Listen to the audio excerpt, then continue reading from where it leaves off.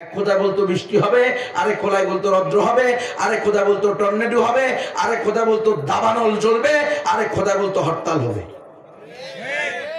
তুমিও খোদা, আমিও খোদা, তোমার কথা চললে আমার কথা চলবো না কেন? একাধিক খোদা হওয়া কি সম্ভব? সম্ভব না। হে অমুসলিমরা, অমুসলিম দাদা দিদিরা, হে মুসলমানরা, সকলে মিলে নিজের নলেজকে কাজে লাগান। স্রষ্টা যদি একজন হয়, মালিক যদি একজন হয়, হিন্দু, বৌদ্ধ, খ্রিস্টান, চাকমা, ত্রিপুরা, বং, খাসিয়া, চাক, লুসাই, খই, ব্রো, মুরুং, মারমা, কংসিঙ্গা, মণিপুরা, সাঁওতাল, গারো, মুসলমান সবার স্রষ্টা যদি একজন হয়, তার দেওয়া জীবন বিধানও একটা হবে। একাধিক জীবন বিধান হতে পারে? মালিক হবে একজন, জীবন বিধান দিবে 10টা। কিয়ামতের মাঠে স্বর্গ আর নরকের ফয়সালা করবে কোনটা দিয়া?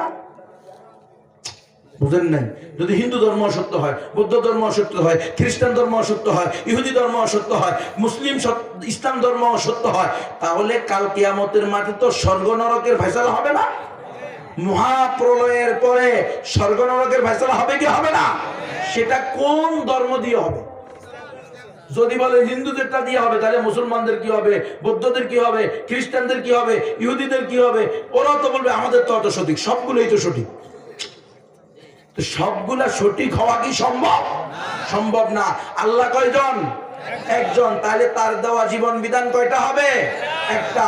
পবিত্র কোরআনে আমরা চেইন অফ অথরিটি সহ আমাদের পর্যন্ত, আমি আমার উস্তাদ, তিনি তার উস্তাদ, তিনি তার উস্তাদ, এভাবে মুহাম্মদুর রাসূলুল্লাহ সাল্লাল্লাহু আলাইহি সাল্লাম জিবরাইল আমিন হয়ে আল্লাহ পর্যন্ত আমাদের আসমানি গ্রন্থের কি আছে? আমাদের কাছে সনদ আছে।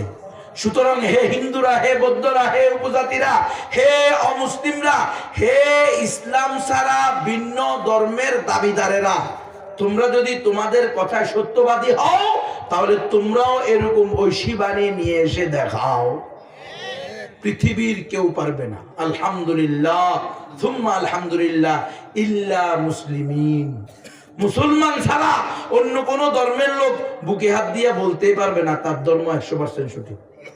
এটাই বলতে পারে, কারণ এটা বলতে পারার সুযোগই নাই। তার ধর্মটাকেই এমন ভাবে যদি কখনো সঠিক হয়েও থাকে, তাহলে এমন পরিবর্তন সংস্কার করা হয়েছে, এখন স্বয়ং ধর্মের অনুসারীরা সন্দেহে আছে।